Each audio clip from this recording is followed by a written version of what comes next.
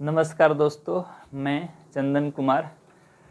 सबसे पहले बताइए आप सभी लोग कैसे हैं? हाल चाल है बढ़िया?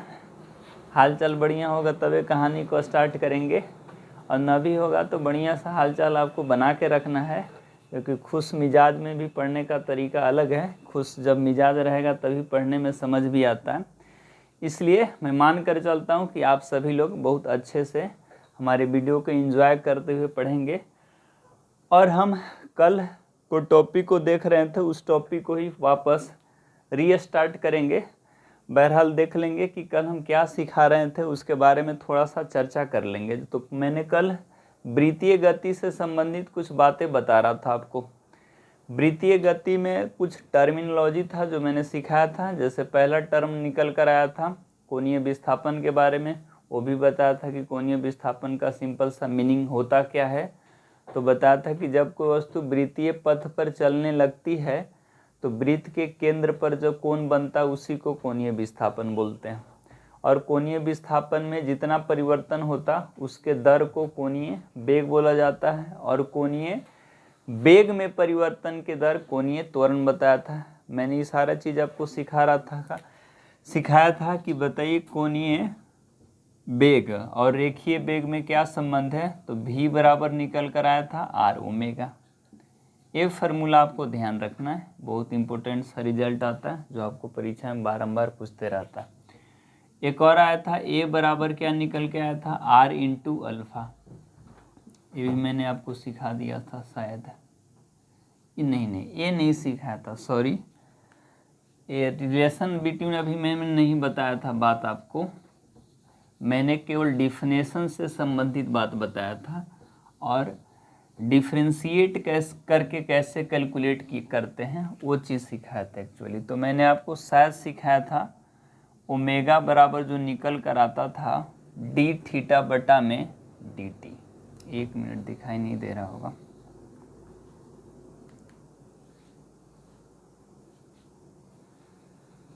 एक मिनट रुक जाते हैं थोड़ा सा।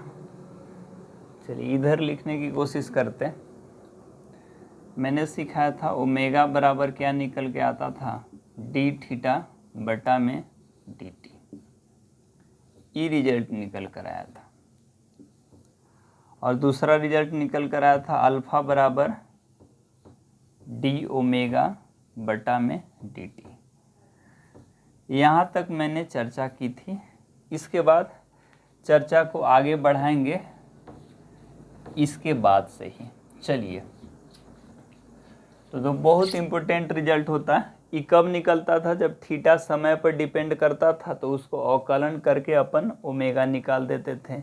इसी तरह जब ओमेगा समय पर डिपेंड करता था तो उसको अवकलन करके अल्फा निकाल देते थे। इस तरह से बात मैंने दो चीज़ सीखा था, एक ओमेगा निकालना, दूसरी अल्फा निकालना। चलिए, ये तो कब है, एक और फार्मूला हो जाता है अल्फा निकालने का, बहुत इंपॉर्टेंट सा फार्मूला निकल कर आ जाता है। और इसी फार्मूले से हम इजाद करेंगे अगला फार्मूला। तो देखिए, चलिए आते हैं बात को। मैं जानता हूं कि देखो भाई अल्फा बराबर क्या होता है, दैट इज डी ओमेगा बटा में डी टी।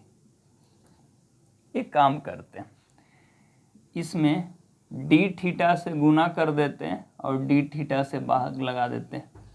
अभी तक कोई दिक्कत नहीं। इस रिजल्ट को ऑब्जर्व करते हैं तो देखते हैं क्या नतीजा निकल कर आता। एक चीज़ समझिए, आप विचार करिए, देखिए इसमें कहीं ना कहीं डी थीटा बटा डी टी लिखा हुआ है। इसको एक साथ कर लेते हैं तो यहाँ से क्या होगा, डी थीटा बटा में डी टी इंटू में क्या बन गया, डी ओमेगा बटा में डी थीटा। बहुत अच्छी बात है, ध्यान समझिएगा। डी थीटा बटा में डी टी क्या रिप्रेजेंट करता है, इसी को तो कल नाम दिए थे ओमेगा। तो ये क्या हो गया, ओमेगा इंटू में डी ओमेगा बटा में डी थीटा। क्या मतलब है, जब देखिए ओमेगा समय पे डिपेंड करता था तो अल्फा निकालते थे डी ओमेगा बटा में डी टी, लेकिन जब ओमेगा थीटा पर डिपेंड करेगा तो अल्फा एक्चुअली निकालेंगे कैसे। तो अल्फा बराबर फार्मूला हो जाएगा ओमेगा इंटू डी ओमेगा बटा में डी थीटा। ये फार्मूला कब लगाएंगे, ध्यान रखिएगा, जब ओमेगा थीटा पर निर्भर करे। किस पे निर्भर करे, थीटा पर निर्भर करे। चलिए इस पर सवाल देख लेते हैं कि भाई किस तरह से इस पर सवाल आएगा। इधर मिटाता हूं तब तक।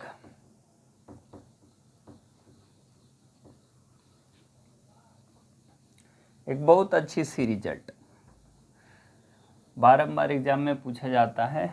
आप डायरेक्टली ओमेगा समय पे रहता तो बच्चों निकाल लेते हैं अल्फा, लेकिन जब ओमेगा थीटा पर निर्भर करने लगता है तो बच्चे घबरा जाते हैं। लेकिन घबराना नहीं, आपको ध्यान रखना कि अल्फा बराबर क्या होता है, ओमेगा इंटू डी ओमेगा बटा में डी थीटा। चलिए इस पर छोटा सा सवाल देखने की प्रयास करते हैं, तब तक मैं इसको मिटा देता हूँ।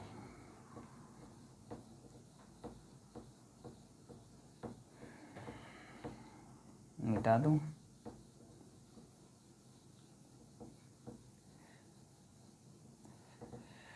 फार्मूला को याद रखिएगा, फार्मूला भूलिएगा नहीं, क्योंकि फार्मूला भूल जाते हैं। कहा जाता है कि आपके लिए हथियार फार्मूला ही है।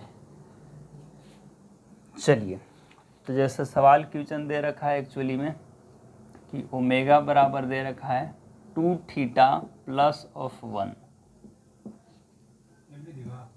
कैलकुलेट करना है तो अल्फा का मान ज्ञात करें।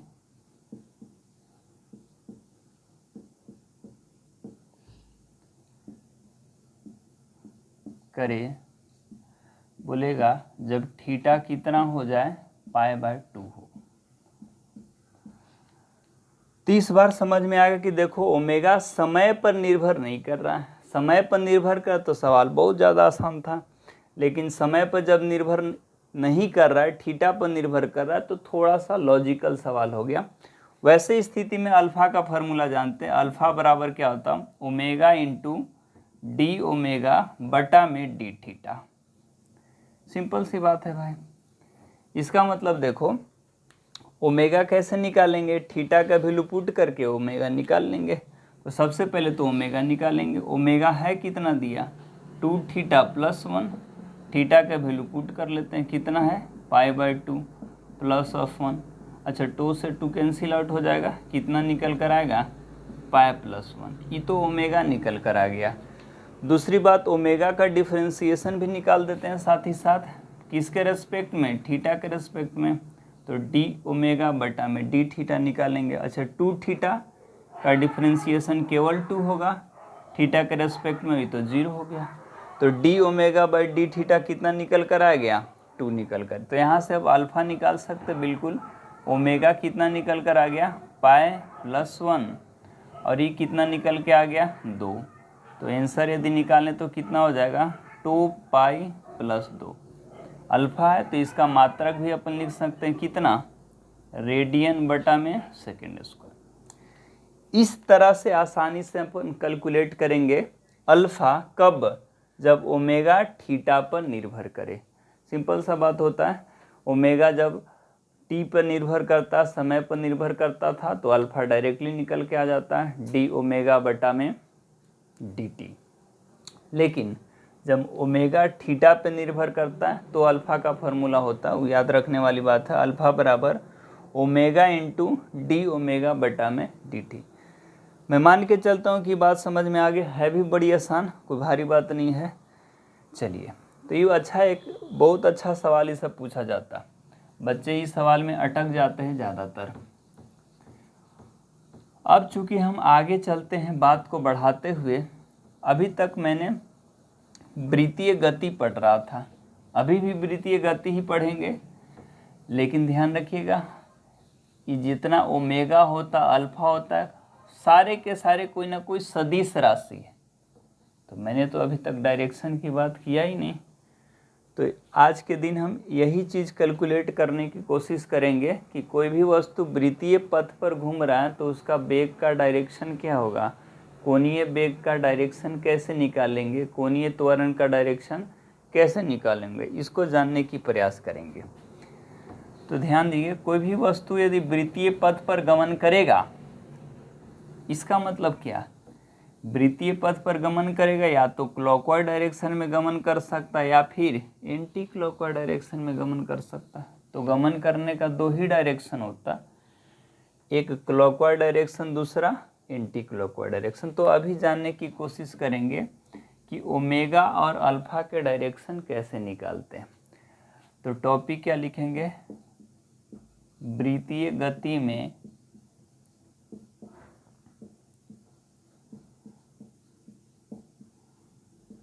कोणीय वेग का डायरेक्शन, कोणीय वेग की दिशा कैसे निकालेंगे। तो देखिए, सब समझते हैं बात को। ये एक वृत्त है, इसी वृत्तीय पथ पर कोई वस्तु चल रहा है, मान के चलिए इस वृत्तीय पथ का रेडियस दे रखा r, यहाँ पर मैंने सेंटर लोकेट किया, दैट इज O। ऐसे ऑब्जेक्ट चल रहा है, बताइए ऐसे चल रहा है, क्लॉकवाइज है कि एंटी क्लॉकवाइज है, एंटी क्लॉकवाइज है कि घड़ी ऐसे चलता है। तो इसका मतलब वस्तु किधर की तरफ जा रहा है, बोल सकते हैं कि जो ऑब्जेक्ट है ना, वस्तु, वो क्लॉकवाइज डायरेक्शन में मूव कर रहा है। किस डायरेक्शन में, क्लॉकवाइज डायरेक्शन में। तो देखिए, कोई वस्तु यदि क्लॉकवाइज डायरेक्शन में मूव करता है ना, तो वस्तु के कोणीय वेग का डायरेक्शन कैसे निकालते हैं। तो सिंपल सी बात है, एक लॉजिक इस्तेमाल करते हैं। इसमें क्या करते हैं, जिस डायरेक्शन में वस्तु जा रहा है ना, उसके डायरेक्शन में अपन फिंगर को कर्ल करते हैं। तो मैं इधर फिंगर को मुड़ाया, तो जो अपन थंब का डायरेक्शन आता है ना, वही निकल कर आ जाता है कोणीय वेग के डायरेक्शन। तो ध्यान दीजिएगा, इधर ऑब्जेक्ट जा रहा तो थंब किधर आया, बाहर की तरफ। इसका मतलब जो कोणीय वेग का डायरेक्शन होगा ना, वो बाहर की तरफ हो जाएगा। क्या हो जाएगा, कोणीय वेग एक्चुअली निकल कर आएगा ना, तो कोणीय वेग की यदि दिशा कहें तो ये क्या निकल कर आएगा, बाहर की ओर। तो आज के बाद ध्यान रखेंगे, सिंपल सी बात है, कोणीय वेग का डायरेक्शन कैसे निकालेंगे। अपने दाहिने हाथ का प्रयोग करेंगे और देखेंगे कि वस्तु जिस डायरेक्शन में जा रहा है उस डायरेक्शन में अपना फिंगर को मोड़िए, तो जो आपको थंब आएगा ना, वही किसका डायरेक्शन दे देगा, कोणीय वेग की डायरेक्शन। इस केस में थंब बाहर की तरफ आ रहा था, तो कोणीय वेग की दिशा क्या हो जाएगी, बाहर की ओर। समझ में आया। बाहर की ओर को हम के कैप भी नाम देते हैं। क्या नाम देते हैं, प्लस के कैप। इसी तरह देख लेते हैं, अंदर की तरफ आता तो उसको बोल देते हैं माइनस के कैप। जैसे इसको मिटाकर फिर देख लेता हूँ। तो मेरे ख्याल से समझ गए होंगे कि भाई कोणीय वेग की दिशा हम कैसे निकालेंगे, जब वस्तु या तो, अच्छा यहाँ पे थोड़ा सा मिस्टेक्स हो गया था, कोई बात नहीं, आगे सुधार देता हूँ। क्लॉकवाइज के जगह एंटी क्लॉकवाइज के जगह क्लॉकवाइज लिखा गया था। अब की बार देख लेते हैं, वस्तु ऐसे चल रहा है,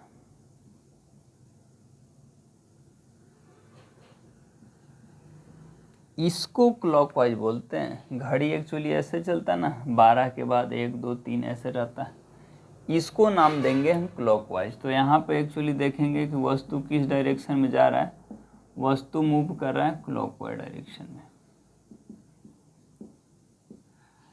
तो कोणीय वेग का दिशा निकालना है तो कैसे निकालेंगे, फिंगर को कर्ल करेंगे, जिधर वस्तु जा रहा है, तो फिंगर किधर आ गया, अंगूठा अंदर की तरफ, तो अंगूठा का डायरेक्शन ही क्या देगा, कोणीय वेग का डायरेक्शन।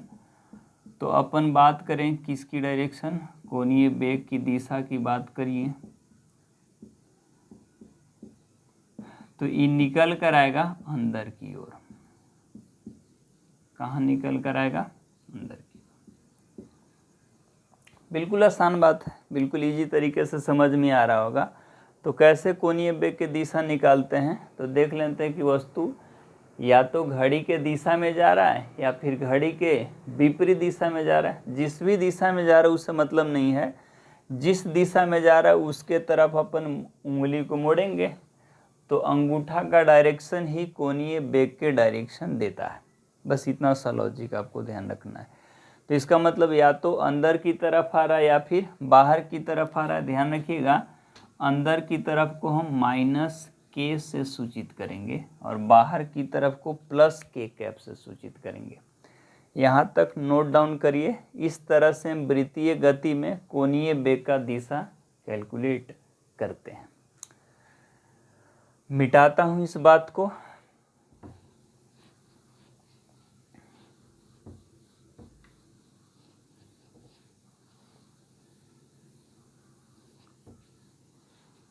एक अच्छा सा लॉजिक है वेग की डायरेक्शन निकालने के लिए।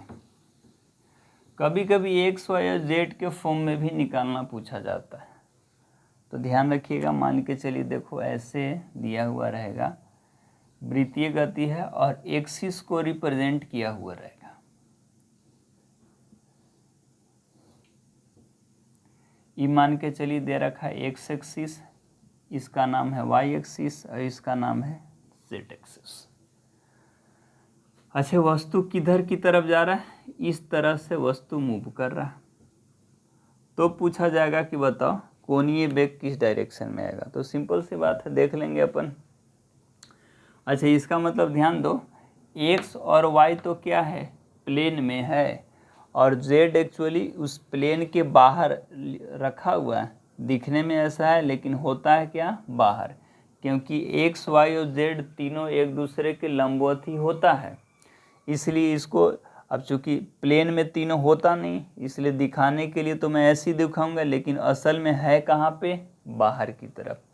तो देख लेंगे, कोणीय वेग निकालेंगे तो कैसे निकालेंगे, इधर की तरफ ऑब्जेक्ट जा रहा है तो बाहर की तरफ थंब आ गया, तो इसका मतलब कोणीय बाहर कौन है, जेड।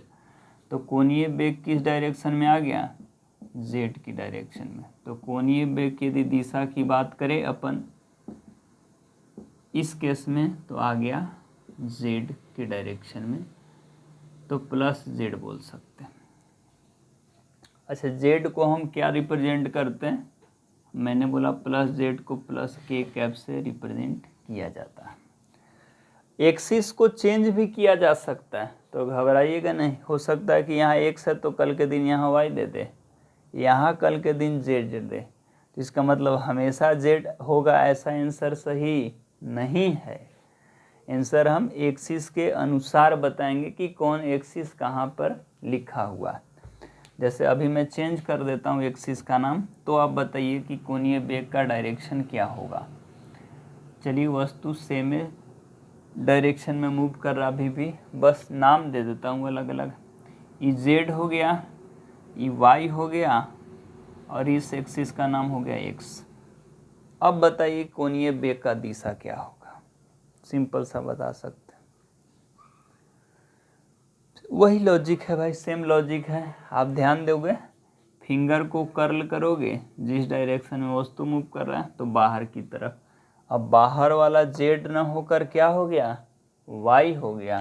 तो कोणीय वेग का हम दिशा की बात करें तो अब क्या निकल कर आएगा,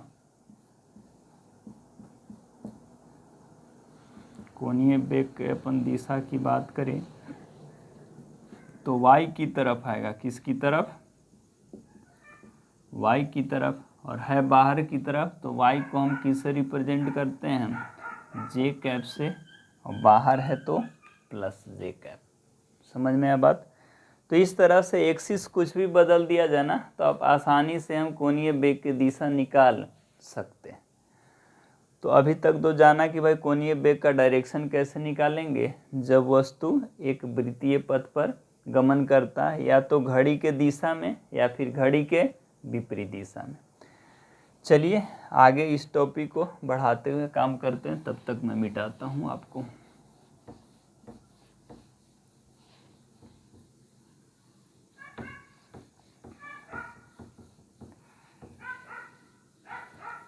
एक चीज़ बहुत इम्पोर्टेंट चीज़ जानने वाली है, ध्यान दो भाई, बहुत इम्पोर्टेंट चीज़ जानने वाली है।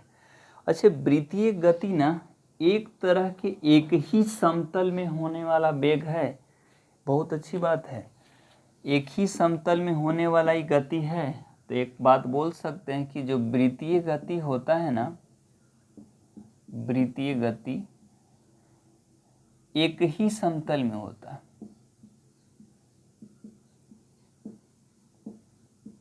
मतलब ये समतलीय गति है।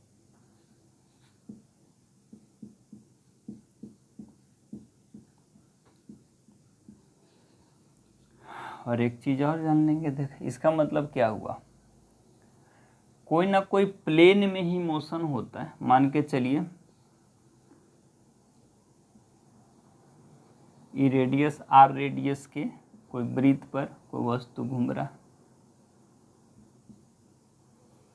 तो इसका मतलब वस्तु का वेग अलग अलग पॉइंट पे अलग अलग होगा, क्योंकि डायरेक्शन बदल रहा है। तो इस पॉइंट पर इधर की तरफ होगा, इस पॉइंट पर इधर की तरफ होगा। तो अभी तो हम जान रहे थे किसके डायरेक्शन के बारे में, कोणीय वेग के डायरेक्शन के। यदि केवल वेग की डायरेक्शन की बात किया जाए तो हर पॉइंट पर वेग अलग अलग डायरेक्शन में आएगा। तो ध्यान देने वाली बात है, किसी पर्टिकुलर पॉइंट पर यदि वेग का डायरेक्शन निकालना है ना, लेट से इस पॉइंट को ए नाम रख दो, इस पॉइंट को नाम रख दो बी, तो ध्यान रखिएगा हर पॉइंट पर वेग का डायरेक्शन निकालने के लिए उस पॉइंट पे टेंजेंट ड्रॉ कर देते हैं। क्या ड्रॉ कर देते हैं? टेंजेंट। और टेंजेंट के डायरेक्शन ही उस पर्टिकुलर पॉइंट पर वेग के डायरेक्शन को बताता है। तो ए पॉइंट पर कुछ वेग इस डायरेक्शन में आएगा, बी पॉइंट पर वेग कुछ इस डायरेक्शन में आएगा। और भी पॉइंट अपन कंसीडर कर सकते हैं, लेट से सी पॉइंट, तो सी पॉइंट पर वेग कुछ इस डायरेक्शन में आएगा। तो वेग का डायरेक्शन कैसे निकालेंगे? जिस भी पॉइंट पर वेग निकालना होता है बिल्कुल इजीली तरीके से उस पॉइंट पे हम स्पर्श रेखा खींच देते हैं, और स्पर्श रेखा के डायरेक्शन ही वेग का डायरेक्शन देता है। तो मैं बोल सकता हूँ कि वेग के डायरेक्शन निकालेंगे कैसे। तो वेग के दिशा ज्ञात करने के लिए अपन काम क्या करेंगे,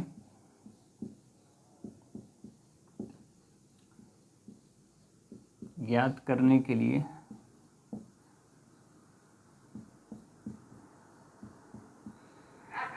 दिए गए बिंदु पर, जिस बिंदु पर हमें निकालना है, स्पर्श रेखा खींच देते हैं। स्पर्श रेखा खींचते हैं और स्पर्श रेखा के डायरेक्शन ही और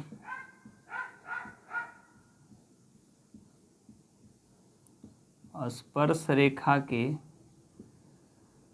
दिशा ही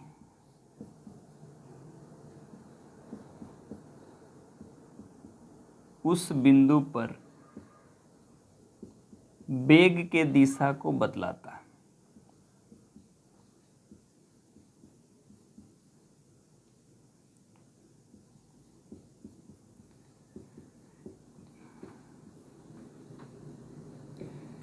इस बात को नोट डाउन करिए। तो वेग के दिशा, अभी तो मैंने कोणीय वेग का दिशा जाना, साथ ही साथ वेग का भी दिशा जान लेते हैं। तो वेग का दिशा निकालना है तो जिस बिंदु पर निकालना होगा उस बिंदु पर टेंजेंट ड्रॉ कर लेंगे, और टेंजेंट का डायरेक्शन ही क्या निकल के आ जाएगा, वेग के दिशा को बता देगा। इस बात को नोट करिए। एक चीज़ बहुत इंपॉर्टेंट बात लिखा हुआ है, वृत्तीय गति एक ही समतल में होता है, मतलब ही समतलीय गति का उदाहरण है। किस गति का उदाहरण है? समतलीय गति का उदाहरण है। बहुत अच्छी सी बात, अभी एक दो बात बताने वाला हूँ, उसको गौर से सुनिएगा। जैसे अभी मैंने जाना कि वृत्तीय गति एक समतल में ही होता है, मतलब समतलीय गति है।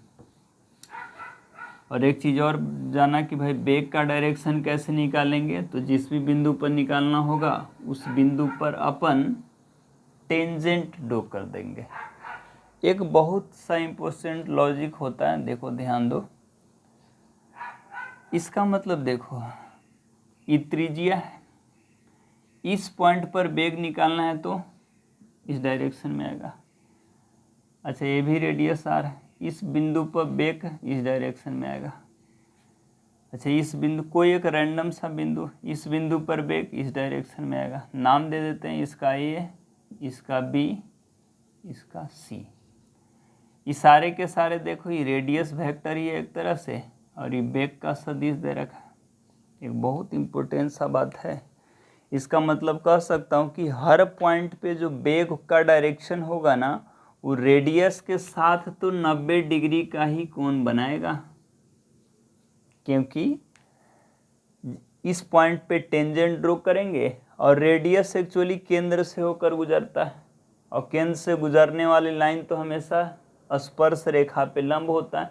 तो यहाँ से एक बहुत अच्छी सी रिजल्ट निकल कर आया कि क्या भाई देखो, मैं बोल सकता हूँ कि जो r वेक्टर है ना और जो v वेक्टर है ना, दोनों का डॉट प्रोडक्ट 0 निकल कर आ जाएगा, क्योंकि दो वेक्टर का डॉट प्रोडक्ट 0 कब होता है, जब दोनों का बीच का एंगल 90 डिग्री हो। तो ध्यान रखिएगा, वृत्तीय गति में पूछेगा कि निम्नलिखित में से कौन सा ऑप्शन सत्य है। एक बहुत बड़ा निकल के रिजल्ट आया है कि r डॉट भी हमेशा तो कितना होता है, 0 के बराबर होता है। एक चीज़ और मैंने बताया कि देखो वेग तो हमेशा एक ही इसी तल में होगा, क्योंकि वृत्तीय गति समतलीय होता है, तो वेग और रेडियस सब एक ही तल में है। ओमेगा कैसे निकालेंगे, देखो ओमेगा निकालेंगे यदि वस्तु इस डायरेक्शन में मूव कर रहा है इस तरह से, तो ओमेगा बाहर की तरफ होगा और वेग इसी तल में है। तो ध्यान दो, कोई तल में कोई चीज़ है और कोई चीज़ बाहर है, तो दोनों का बीच का एंगल कितना हो गया, 90 डिग्री हो गया। तो मैं बोल सकता हूँ कि देखो भाई, वेलोसिटी वेक्टर और ओमेगा वेक्टर के भी डॉट प्रोडक्ट 0 हो जाएगा, क्योंकि वेलोसिटी इसी तल में है जबकि कोणीय वेग इस तल के बाहर है या फिर अंदर है। तो दूसरा रिजल्ट निकल कर आया, पहला तो कि r डॉट भी कितना होता है, 0। दूसरा v डॉट ओमेगा भी कितना होता है, 0। एक चीज़ और ध्यान दो, रेडियस तो इसी तल में है, क्योंकि वृत्तीय गति में रेडियस और वेलोसिटी एक तल में होता, ओमेगा इस तल के बाहर है, तो इसका मतलब रेडियस और ओमेगा भी एक दूसरे के क्या हो गया, लंबवत हो गया।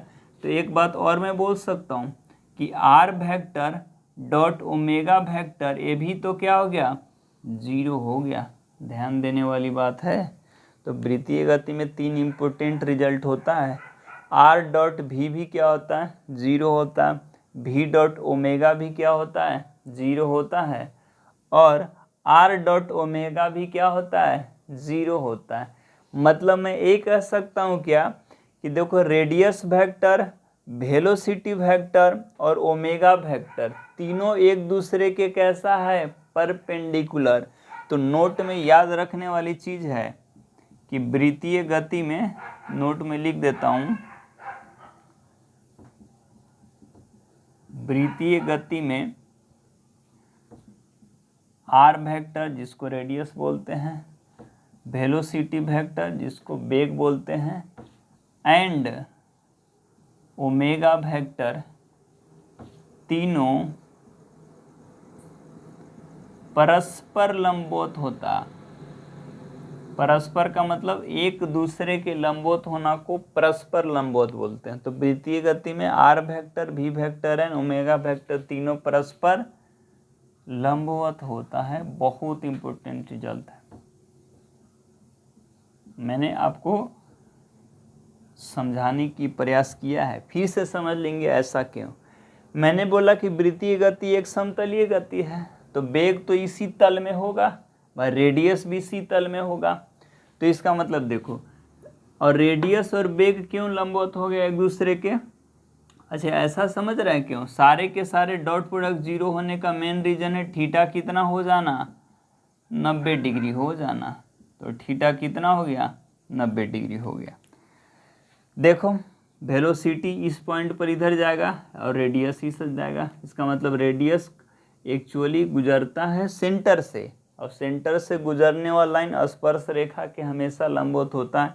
अपन 9वां या 10वां में पढ़ते हैं कि स्पर्श रेखा त्रिज्या से 90 डिग्री का कोण बनाता है, इस कारण से r डॉट भी क्या हो गया, 0।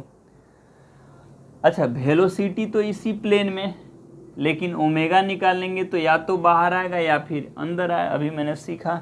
तो कोई एक तल में है, उसके कोई बाहर है, तो बीच का एंगल 90 डिग्री। तो यहाँ से v डॉट ओमेगा भी कितना निकल कर आ गया, 0 निकल कर आ गया। r इसी तल में है और ओमेगा फिर से बाहर या अंदर, तो एंगल 90 डिग्री। तो r डॉट ओमेगा यहाँ पर क्या निकल के आ गया, 0 डिग्री। 0 के बराबर। इसका मतलब बोल सकता हूँ कि आर, वेलोसिटी एंड ओमेगा तीनों ही एक दूसरे के क्या होता है, लंबवत होता। बहुत अच्छा सा रिजल्ट होगा। तो पूछ दिया है कि वृत्तीय गति में निम्नलिखित में सत्य कथन का पहचान करें। अभी सवाल देता हूँ और उसमें ऑप्शन दिया हुआ रहेगा, तो आपको सोच समझ के जवाब देना है। चलिए,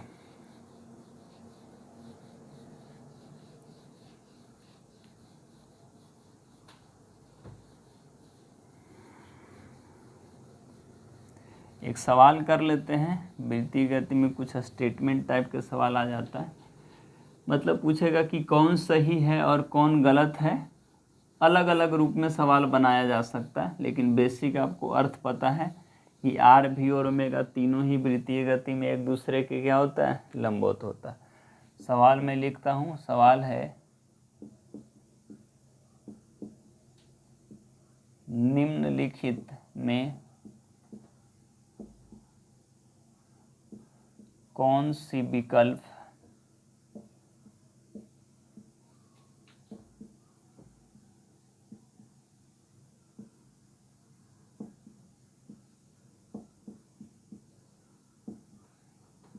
वृत्तीय गति के लिए सही है। ऑप्शन पहला आर डॉट भी बराबर 0। Option B R dot omega बराबर 0। ऑप्शन सी ओमेगा डॉट भी बराबर 0। और option D all of these. अभी हमने बोला कि रेडियस वेलोसिटी के साथ लंबवत ही होता है, तो दोनों का डॉट प्रोडक्ट 0 हो जाएगा, मतलब ये भी ऑप्शन सही है। अच्छा, रेडियस एक तल में और ओमेगा इसके बाहर या अंदर, इसलिए दोनों का बीच का एंगल 90 डिग्री, तो ये भी 0 डॉट प्रोडक्ट। वेलोसिटी एक तल में और ओमेगा चाहे तो बाहर चाहे तो अंदर, तो ये भी डॉट प्रोडक्ट 0। इसका मतलब सारे के सारे विकल्प सही हो जाएंगे। तो ध्यान रखिएगा, वृत्तीय गति से संबंधित एक अच्छा सा सवाल आता है 1 नंबर में, तो बन जाना चाहिए। ठीक है, इसको नोट डाउन करिए।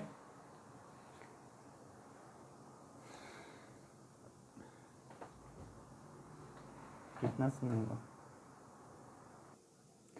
चलिए, तो अभी तक बात आपको समझ में आ गया होगा। बहुत सिंपल सा चीज़ मैंने बताया। आज डायरेक्शन से संबंधित मैंने बात बताया, फिर से रिकॉल कर देता हूँ।